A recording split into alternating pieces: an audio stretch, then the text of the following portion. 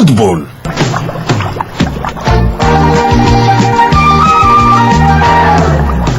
Coup de boule avec Candice Dolantima. Je vous invite à suivre Coup de boule tous les samedis et dimanches à 15h juste sur la 99.7, la radio Héritage.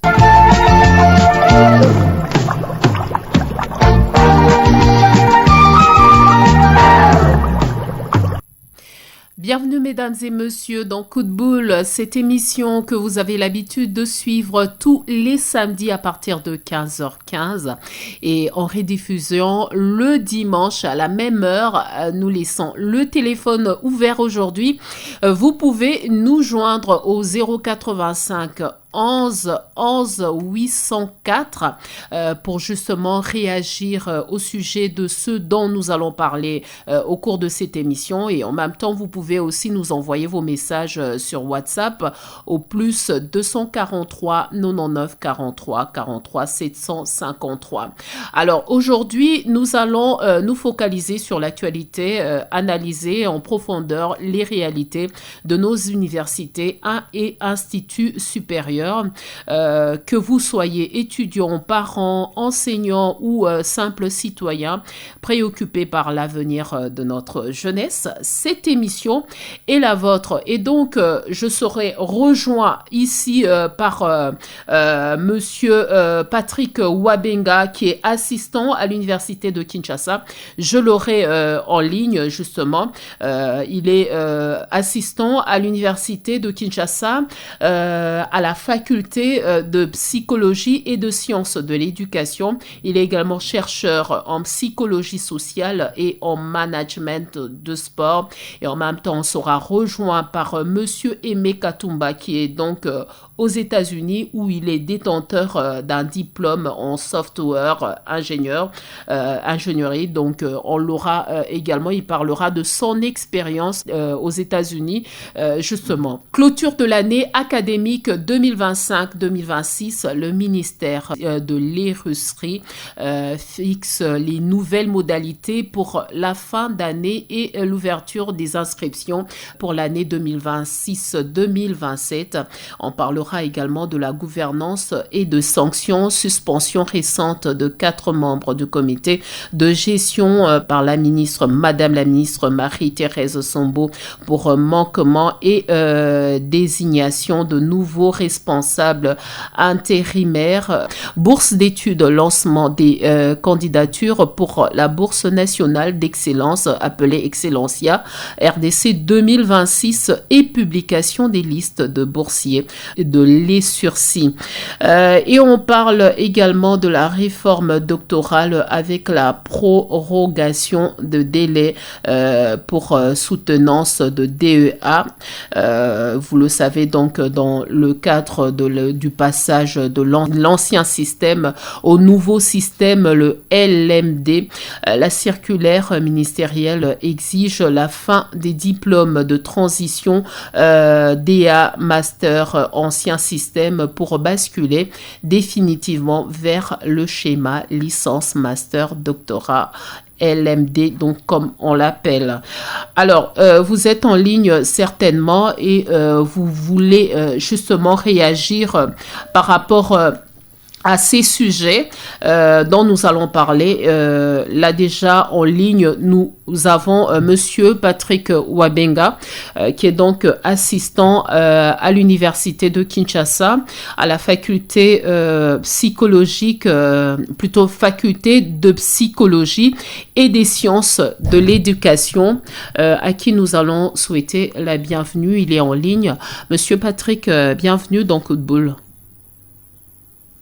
Merci Candice. D'accord. J'espère que vous allez bien. Oui, ça va.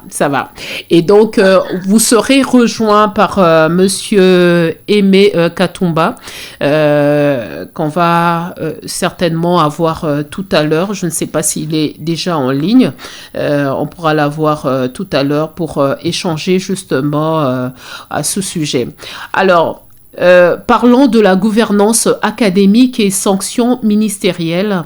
On revient sur les suspensions récentes des dirigeants d'établissements comme à l'Université pédagogique nationale ainsi qu'à l'ISTEM et donc par Madame la ministre Marie-Thérèse Sombo pour manquement de gestion justement. Alors, Monsieur Patrick, vous avez suivi justement cette sanction et donc quelles sont vos impressions justement par rapport à cette sanction? Mes impressions, je ne me suis pas vraiment très bien imprégné de ce qui s'est passé pour qu'il soit vraiment sanctionné. Mais je pense que la ministre est dans son travail, celui de faire respecter l'enseignement au niveau supérieur. Et quand il voit que les choses ne marchent pas, il doit prendre des décisions. On s'est trop plaint que...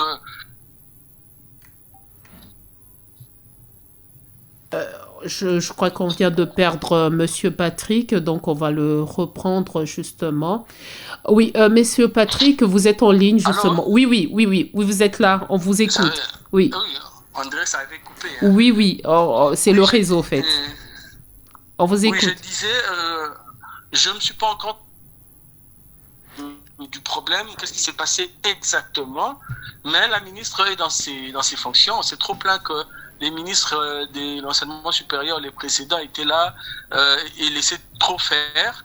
Aujourd'hui, si les choses ne vont pas bien, il faut sanctionner, mais il faut vraiment sanctionner de manière véridique, quoi. Si il y a des problèmes, s'il y a un problème de gestion, s'il y a un problème de vol, s'il y a un problème au niveau de l'enseignement supérieur, en tout cas, la ministre doit vraiment être regardante et vraiment sanctionner s'il le faut. Alors, je salue ces sanctions. Oui. Ok. Alors, Monsieur Patrick, comment assainir la gestion des institutions sans perturber le calendrier des étudiants?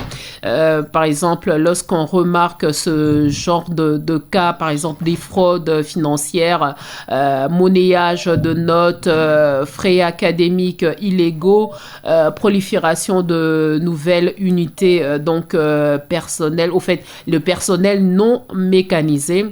Alors, comment justement arriver à pallier ce genre de situation et que cela ne perturbe pas les étudiants? Bon, il faut toujours, dans mon humble avis, avoir un système de continuité parce que là, c'est tout le comité de gestion ou bien une grande partie du comité de gestion qui est parti. Mais là, il y a le calendrier qui doit être poursuivi. Il faut qu'il puisse y avoir un système de continuité. Et puis, les nominations doivent être souvent les fils maison pour moi parce qu'eux connaissent au moins comment les choses fonctionnent. Et s'il y a un petit problème, s'il y a un petit truc à pallier, ils vont le faire directement. Mais là, c'est vraiment un problème des gestions qui se pose aujourd'hui dans les universités. Les assistants se plaignent, les administratifs se plaignent, même les professeurs. Il y a un problème généralement des primes internes où on dit que les chefs a mal donné ou n'a pas donné. Généralement, c'est ça. Il y a toujours des petites plaintes comme ça. Et puis, bon, généralement aussi, ça, il faut le dire, la faute ne peut pas venir aussi d'au-dessus. Peut-être que, comme on n'est pas dans l'appareil de ceux qui dirigent, on ne comprend pas beaucoup de choses, on incrimine toujours nos dirigeants. Donc, c'est la taille de la responsabilité partagée pour parler à tout ça, au ministre de bien voir, de vraiment bien voir si il y a sanction, il faut le donner. Et quand il y a sanction, il faut faire en sorte que la sanction ne vient pas empiéter ce qui se passe déjà. Soit nommer un fils maison qui connaît déjà les affaires, comment les choses se font, ou voir en quelque sorte comment la personne peut continuer jusqu'à la fin de l'année. C'est à partir de l'année qui commence, on emmène une nouvelle personne. C'est juste ça que je pouvais dire. Alors, Monsieur Patrick Wabenga, je rappelle que vous êtes assistant à l'UNIKIN. Justement, on va vous garder encore et on va revenir pour parler justement du système LMD. Et donc, nous aurons une transition et puis on va encore vous écouter à ce sujet. Je rappelle aux auditeurs que vous pouvez nous contacter, réagir justement par rapport au sujet que nous abordons au 085 11 11 804. Là, on vous aura directement au cours de l'émission. Mais entre-temps, vous pouvez aussi nous envoyer des messages WhatsApp. Vous pouvez réagir justement sur WhatsApp. Alors, Monsieur Patrick, restez en ligne. On revient à vous après cette transition. D'accord, merci.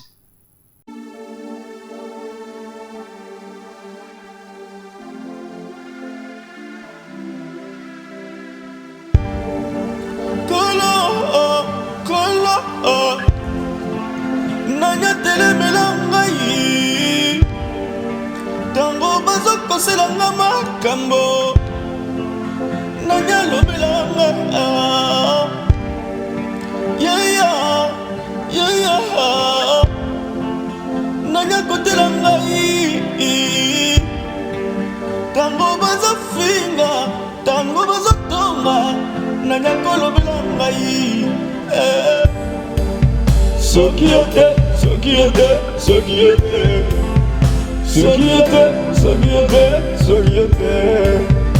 Naya kolobela ngai Naya kolobela ngai Nzambe sokiete Basangani ebele lokola suki ya moto Basangani lokola moto moko bakozela se bamona pasi na ngai monana na miso na bango kasi yondo lokotaka moto na se kopesi kiti ya bokonzi nzambe nazozela yo telema mpe mpo na nga banguna banga basuka na soki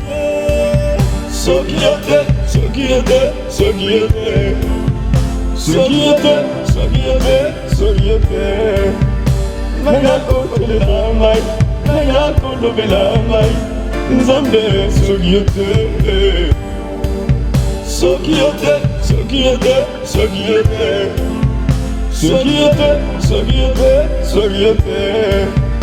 Naya kolobela ngai Naya kolobela ngai Nzambe sokiete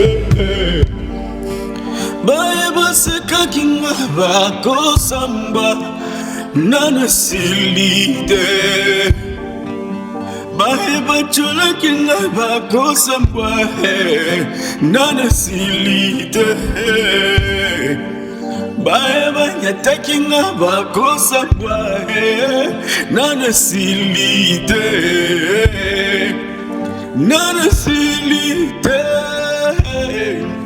Nzamba kufite nana silite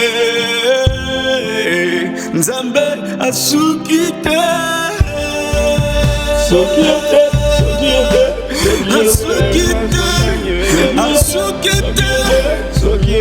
Natalela nani Sokiete Nanya Nzambe sokiete Sokiete Nanya komatelanga Sokiete Nanya komisangai Nanya kolobelanga Nazasena yo ngaye Sokiete Seo Natalela nani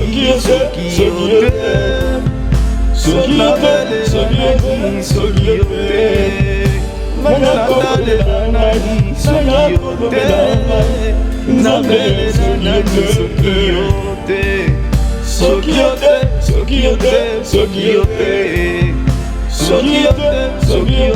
sokiete Ndenga kolobela Ndenga mafumana Sokiete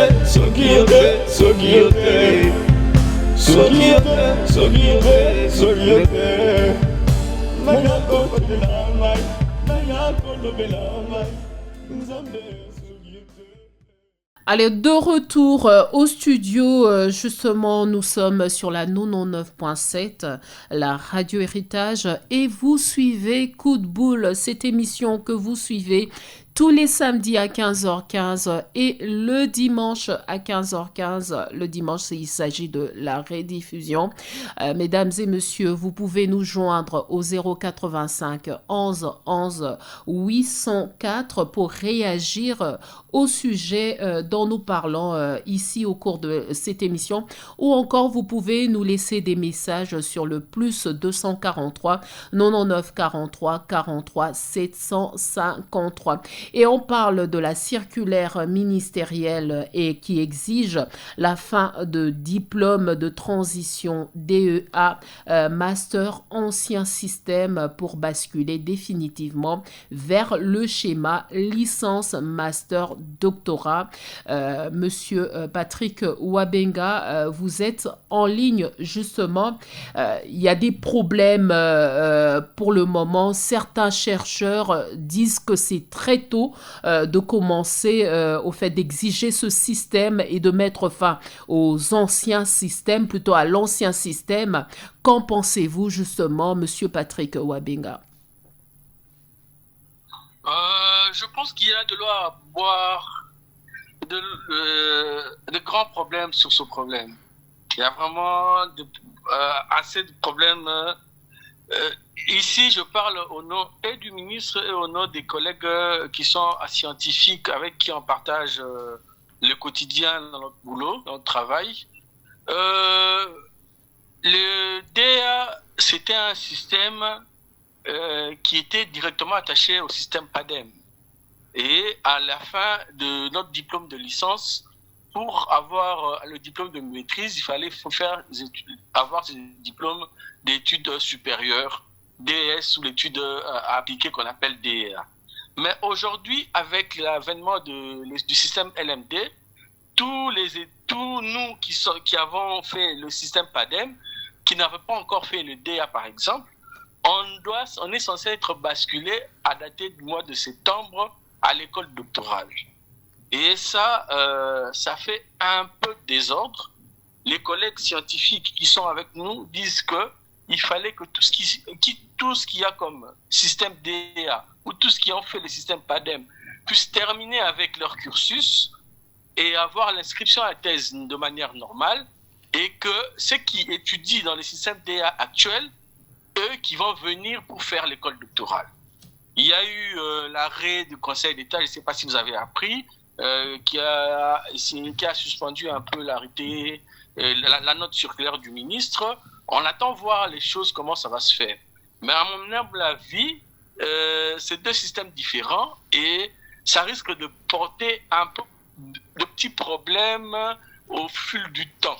C'est pourquoi je suis d'accord avec les scientifiques qui disaient que le DEA doit finir, le système PADEM doit finir de manière normale, et puis ceux qui sont inscrits dans le système LMD vont continuer et entrer carrément à l'école doctorale de manière assez claire et nette.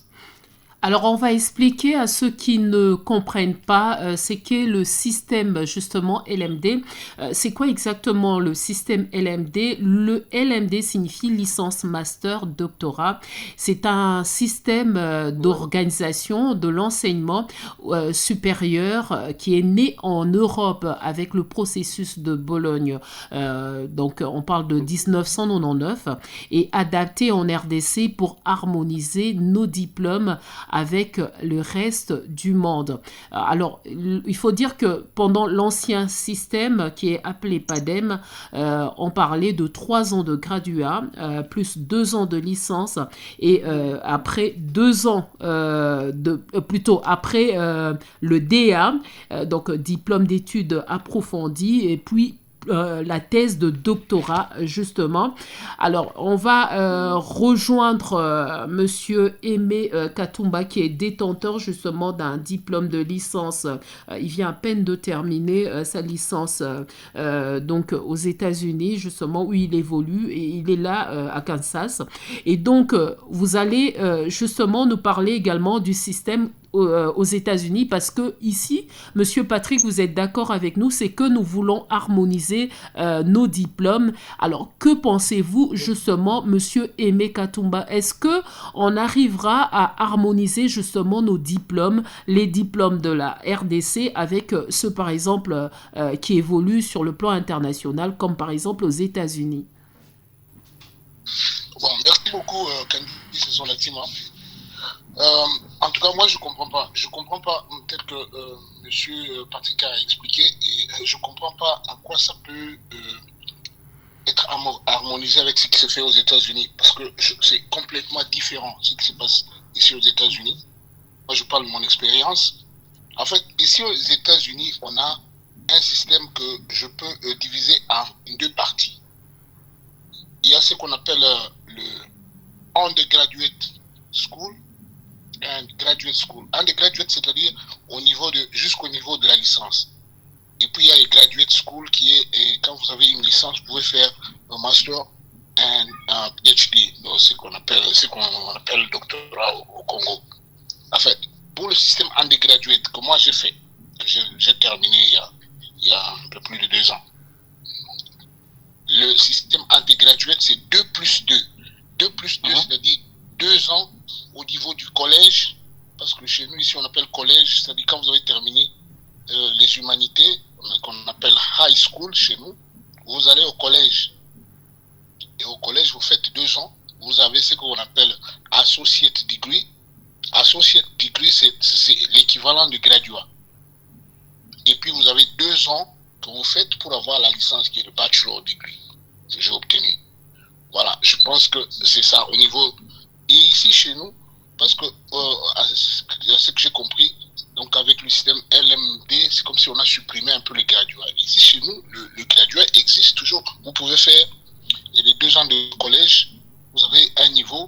Déjà ici, collège, ça veut dire université. Vous avez un niveau universitaire. Vous pouvez travailler avec votre associate degree. Et puis après, vous pouvez faire le bachelor degree, qui est la licence, après 2 ans. Voilà. Maintenant, moi, je ne comprends pas comment, c'est-à-dire vous commencez déjà par une licence, ceux qui ont fait avant la licence, ça n'existe pas. Et puis les 2 ans, je ne sais pas combien d'années vous allez faire pour avoir la licence. Et puis après la licence, vous pouvez faire maintenant le master degree. Dans le master, vous pouvez faire le PhD, qui est un docteur en philosophie, qui est l'équivalent de docteur. Je comprends pas. Moi, j'explique ce qui se fait ici. Et vous faites 2 ans de collège, 2 ans de 2 ans de collège et 2 ans d'université. Vous pouvez aussi avoir votre bachelor degree au collège, si vous voulez, parce que, en fait, la différence entre collège et université, c'est seulement au niveau du prestige. Au niveau du prestige. Vous pouvez avoir votre bachelor degree au collège, parce qu'au collège, ça coûte moins cher. Mais quand vous allez à l'université, c'est un peu plus, les cours sont un peu plus intenses. Comment on donne les cours, c'est un peu plus intense. Et puis, les universités ont un certain prestige, sur le plan international. Voilà. Je vais m'arrêter là, si vous avez quelque chose à ajouter.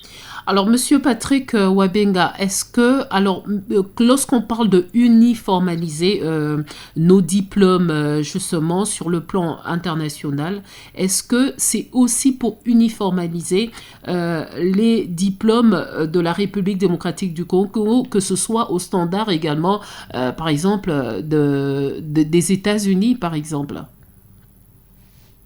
Bon, la manière dont monsieur a expliqué le standard des États-Unis est quand même très différent. Je ne savais même pas que je suis en train de découvrir. Il y a toujours, on a quand même nos compatriotes qui vont souvent étudier aux États-Unis. Il y a un système d'équivalence qui se faisait déjà depuis. Et aujourd'hui, il a parlé de quelque chose de très important, c'est au niveau du collège déjà, il y a une formation qui se donne de manière assez intense où une personne peut travailler.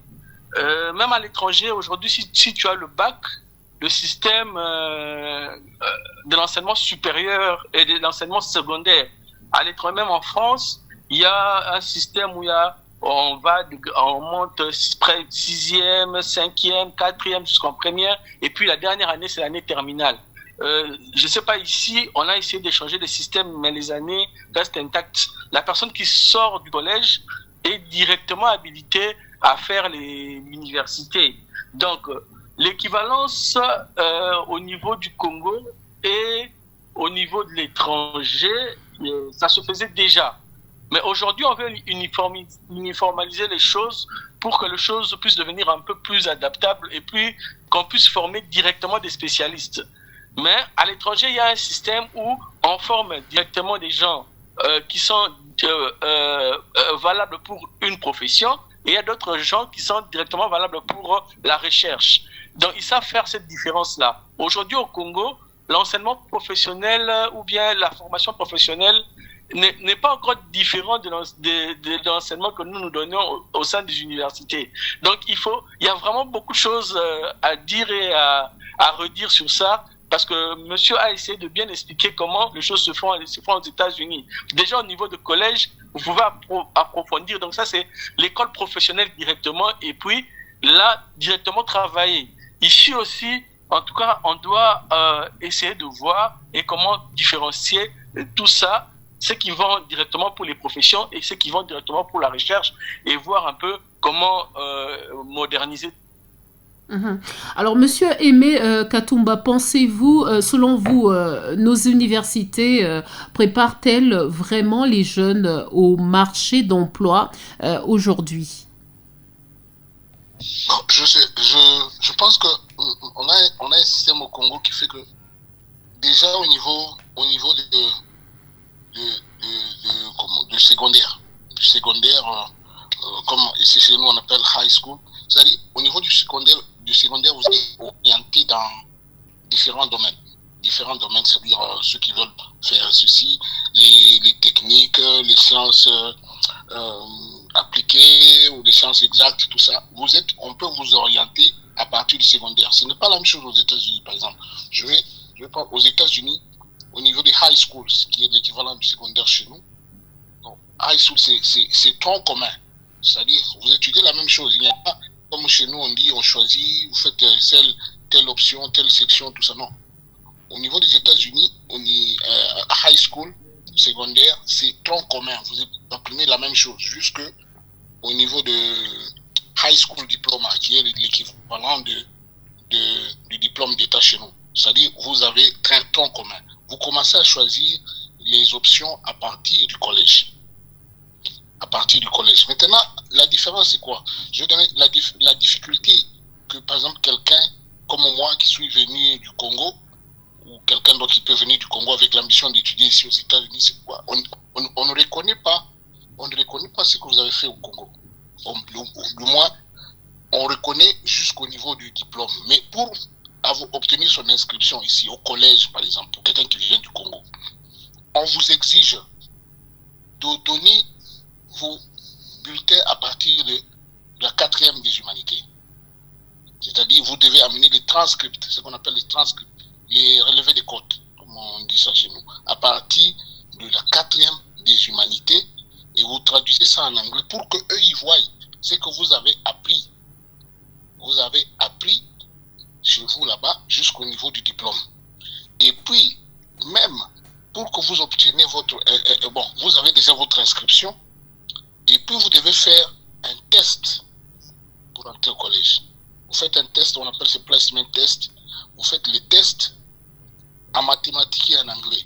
Ce sont les deux domaines, en mathématiques et en anglais. Mathématiques, on voit à quel niveau vous êtes en mathématiques, et en anglais, pour voir comment vous écrivez l'anglais, comment vous lisez et comment vous comprenez l'anglais. Voilà, maintenant, à partir de là, on va vous placer, parce que pour ceux qui viennent des pays qui ne parlent pas anglais, qui ne parlent pas anglais, je veux dire, à ce niveau-là, ceux qui ne parlent pas anglais, on doit évaluer votre niveau d'anglais, vous devez prendre des cours d'anglais pour vous mettre à niveau pour pouvoir étudier avec, par exemple, les jeunes américains qui viennent des high school. Vous mettez dans la même classe et vous êtes obligé de prendre aussi, avec les Américains, vous devez prendre des cours de composition anglaise. On appelle deux cours de composition, comme 1 et comme 2. vous prenez des cours de composition anglaise avant de passer maintenant et évoluer avec les cours spécialisés selon le domaine que vous avez choisi. Vous avez compris? C'est ça en fait la différence que je vais relever là-bas. Vous devez prendre des cours d'anglais et on doit évoluer votre niveau, quel que soit d'où vous venez. Et même au niveau universitaire, au niveau le plus haut, c'est-à-dire que si vous voulez par exemple faire les graduate school ici, les graduate school, c'est-à-dire pour faire les master d'abord c'est le master parce que c'est difficile qu'on vous admette directement pour faire le PhD. Et quand vous voulez faire le master ici, vous devez passer des tests. Il y a des tests qu'on appelle PRI et vous devez faire aussi les tests d'anglais. On doit évaluer votre niveau et vous amener les transcripts. Les transcripts que vous amenez, c'est-à-dire lever des codes pour qu'on vérifie quel cours vous avez pris là-bas qui sont équivalents à ce qu'on donne ici. Pour qu'on voit si vous n'êtes pas en retard par rapport à tel. Si vous avez arrêté, vous n'avez pas pris certains cours, on va vous obliger de prendre ces cours-là avant de vous admettre au niveau du master. Voilà. Alors, Monsieur Patrick Wabenga, ressentez-vous réellement les bénéfices de la réforme LMD aujourd'hui sur le terrain ou avez-vous l'impression qu'on a juste changé le nom de diplôme sans changer les moyens de travail? Oui, on ressent quand même quelques bénéfices du nouveau système LMD parce que au Congo, vous faites par exemple la biologie, mais on vous donne des cours qui n'a pas trait à la biologie. Vous faites gestion, mais vous avez un cours de biologie par exemple ou un cours de physique. Maintenant, on essaye quand même assez de spécialiser les cours par rapport au domaine. C'est quelque chose de très positif. Quand même par rapport à oui. Mais à part ça, le système LMD aujourd'hui au Congo, on est encore en train de tâtonner, s'il faut le dire. Donc ça n'a pas encore atteint comment on peut dire, sa maturité. Et là, bon, on peut donner une chose, peut-être que les premières promotions, je peux dire qu'ils sont entre guillemets les promotions des sacrifiés ou bien des promotions pilotes. Mais on verra peut-être avec le temps, les choses vont aller d'évaluation à évaluation pour trouver la meilleure des formules pour le Congo, en fait. Alors, pour vous, que serait-il au fait la meilleure formule, justement? La meilleure formule, déjà, le système LMD aujourd'hui, il faudra plus le congoliser, comme je venais de le dire. Donc, dans la meilleure formule, il faut essayer de voir un peu comment, quand les étudiants ou les élèves, quand ils sont encore élèves, sortent du secondaire, ils sortent avec quel bagage. Essayer peut-être d'ajouter une année préparatoire au système LMD. Ça sera peut-être la meilleure des façons parce que quand ils sortent de l'école secondaire, il faut les préparer directement à ce système LMD. Et cette année préparatoire, c'est une année un peu qui va les évaluer et qui va leur ouvrir des portes à leur domaine.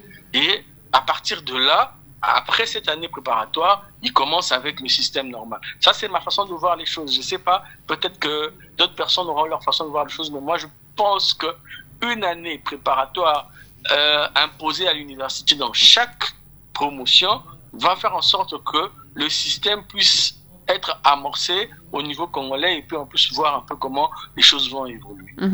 Alors, j'attends voir Monsieur Aimé Katumba réagir justement par rapport au système de la RDC. Qu'est-ce que vous pensez? Quelle serait une priorité pour la RDC et comment reformer justement le système universitaire, le système d'enseignement universitaire selon vous, Monsieur Aimé Katumba? Donc voilà, moi j'ai une idée à moi et je pense qu'il faudrait revoir carrément tout le système au niveau, à partir de peut-être du primaire, au secondaire, tout ça. Voilà, par exemple, je vais dire quelque chose. Monsieur Patrick a parlé des recherches à partir de la licence et tout ça. Je m'inspire de ce que je vois ici. Je vois même à l'école primaire comment ils travaillent les enseignants travaillent, en fait, on stimule l'enfant à commencer à faire des recherches dès l'école primaire. Dès l'école primaire, vous voyez, en fait, c'est ça qui m'a impressionné ici en Amérique. Quand je vais dans les écoles, même des enfants et tout ça, comment je les vois. En fait, les enseignants poussent l'enfant à dire ce qu'il pense. Ils ne veulent pas que l'enfant puisse répéter ce qu'on lui a donné en classe par l'enseignant. Non. Dit, par exemple, on met un sujet, on parle, on demande à l'enfant qu'est-ce que tu penses. Quand tu arrives au niveau du secondaire, c'est encore plus. Moi, j'ai été impressionné une fois, je suivais un débat en 4e des humanités, l'équivalent des 4e des humanités, 4e ou 3e des humanités, des enfants qui faisaient le débat sur... Il y a un problème qui est très sérieux ici en Amérique, qui est, je ne sais pas, vous connaissez l'histoire, je crois que M. Patrick aussi connaît, qu'il y a eu une guerre aux États-Unis ici vers 1860. Entre 1860 et 1865, c'était la guerre de sécession aux États-Unis entre le Nord et le Sud. Et le sujet, la cause de la guerre, c'était l'esclavage. Dans le Sud, on exploitait la main-d'œuvre noire des esclaves, et dans le Nord, ils étaient contre à cause de cette divergence, les deux se sont battus. Alors, le Sud avait un drapeau, le Sud qu'on appelait la Confédération, les États confédérés du Sud, ils avaient un drapeau qui caractérisait l'esclavage et cette guerre là-bas, la rébellion. Mais il se fait que jusqu'aujourd'hui, on continue, il y a certains dans le Sud, beaucoup de gens dans le Sud qui sont des suprémacistes blancs, des nostalgiques de la Confédération qui continuent à exposer ces drapeaux-là jusqu'aujourd'hui. Alors il y avait ce débat-là à l'école secondaire, en 4e, entre les enfants pour ou contre exposer ce drapeau confédéré. Et ce débat-là était à un certain niveau, j'étais très impressionné. Très impressionné. Voilà. Et la recherche ici commence dès l'école secondaire. Moi, j'étais au collège et j'étais à l'université. Et déjà au collège, on nous force à faire la recherche. Quelles sont les sources qu'il faut pour... Donc, vous avez en fait toutes les ressources à portée de votre main pour faire des recherches. Vous avez les laboratoires, vous avez les bibliothèques, et vous avez surtout les bibliothèques en ligne. On vous dit quelles sources qu'il faut utiliser pour, par exemple, soutenir les sources académiques. On vous apprend ça. Moi, j'ai appris ça au collège, parce que je n'ai pas fait les high school ici. J'ai appris au collège. Ça m'avait impressionné aussi. Je me dis, par exemple, je donne encore une autre différence par rapport au système américain. Quand vous arrivez, par exemple, au collège, vous commencez le collège, il n'y a pas ce qu'on a chez nous là-bas, premier graduat, deuxième, non. C'est-à-dire, comme moi j'ai fait IT, de Information Technology, on vous dit pour avoir un diplôme associé degree, c'est-à-dire terminer le collège, il faut par exemple prendre 15 cours. Les cours là-bas, je crois que c'est la même chose qu'on a dans le système que j'ai appris, comme ça, LMD, dans chaque cours a des crédits. On dit par exemple, ce cours a 3 crédits, 4 crédits. C'est-à-dire ce sont des heures de ce cours-là par semaine, les crédits là-bas. C'est-à-dire quand on dit 3 crédits, c'est-à-dire vous allez prendre 3 heures par semaine. Donc, vous devez terminer par exemple 45 heures de crédit pour avoir votre diplôme. Vous, quand vous entrez au collège, vous commencez, vous allez choisir les cours avec lesquels vous commencez. Ce n'est pas que vous êtes en premier graduat. Il y a des conseillers académiques là-bas avec lesquels vous travaillez pour non, je vais choisir, comme vous avez tel niveau, vous pouvez prendre ça et ça et ça. C'est ainsi que vous pouvez vous retrouver dans une classe avec quelqu'un à qui il reste seulement 2 cours pour qu'il termine son associate degree. C'est-à-dire que c'est comme ça que ça se passe ici. Dès que vous avez terminé vos cours là, vous avez votre diplôme. Il n'y a pas de comme un premier graduat. Parce que les cours là-bas que vous prenez, c'est par semestre. Les semestres ici, c'est 4 mois. Les cours commencent en janvier jusqu'au mai, et puis de août à décembre. Donc, un semestre, vous avez évacué 4 cours, vous allez prendre encore des cours, vous évacuez. Dès que vous avez terminé 15 cours, vous êtes libre. terminé. Voilà. Monsieur Patrick Wabenga, est-ce que sous ce système LMD, l'on donne la possibilité aux étudiants de faire les choix des cours qu'ils auront pendant l'année académique? Bon, dans ma faculté ou bien à l'UNIKIN, j'ai pas encore vu ce système de choix où l'étudiant choisit. Même s'il y a des cases où on dit que ça c'est un cours de choix que l'étudiant doit choisir, généralement on impose un cours qui remplace, qui prend les crédits de cette case-là et le cours sera suivi par tout le monde. C'est difficile par rapport aux infrastructures. Il y a les auditoires des fois qui manquent. Si 2 ou 3 ont choisi ce cours, 2 ou 3 ont choisi, il faut comment ça va se donner. Et c'est là où vient vraiment beaucoup de difficultés sur ce système. Donc quand les étudiants choisissent, par exemple, déjà il y a les étudiants qui peuvent choisir en master 1 une filière. En tout cas, tous les étudiants de cette filière-là suivent les mêmes cours. Il n'y a pas encore un système de choix spécifique et tout. Alors, voilà que... Oui. Je voudrais intervenir un peu par rapport à ça. Oui, si vous pouvez chuter, parce qu'on est arrivé déjà à la fin de l'émission, donc ça sera vraiment court, votre réaction. Bon, voilà, ma réaction, c'est que ici en Amérique, c'est tellement flexible. L'étudiant choisit le cours qu'il prend et quand il le prend. On ne lui impose pas, tu dois être dans cette classe. Non. C'est-à-dire, il y a un calendrier où tel cours est donné par tel prof. Toi, tu choisis le cours, on te met avec tel prof. Il va donner à telle heure. Toi, tu choisis, non, je prends par exemple à 10 heures. D'autres vont prendre à 11 heures, d'autres vont prendre l'après-midi. Vous êtes libre de prendre quand vous voulez. Ça se fait dans les auditoires ou également en ligne? Il y a en ligne et dans les auditoires. Parce que tous les étudiants ici, aux États-Unis, travaillent. Vous allez à l'école le matin, vous travaillez le soir. Vous allez l'après-midi et vous travaillez le matin. Voilà. Alors, monsieur Aimé Katumba, nous vous disons merci d'avoir répondu à notre invitation. Je vous en prie, Candice. Alors, nous vous avons joint justement à partir des États-Unis, donc là où vous êtes justement. Et donc, monsieur Patrick Wabenga, nous vous avons eu également en ligne. Merci à vous également d'avoir répondu à notre invitation.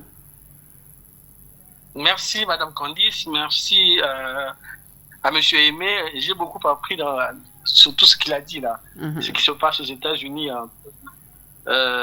Merci en tout cas.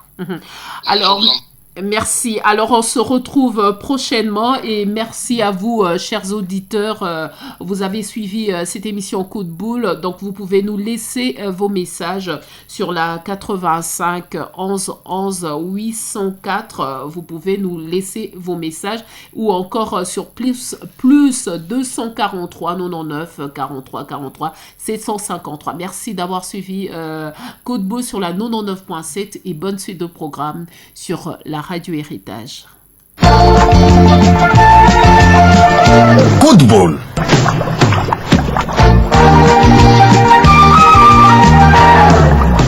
Coup de Boule avec Candice Zolantima. Je vous invite à suivre Coup de Boule tous les samedis et dimanches à 15h juste sur la 99.7, la Radio Héritage.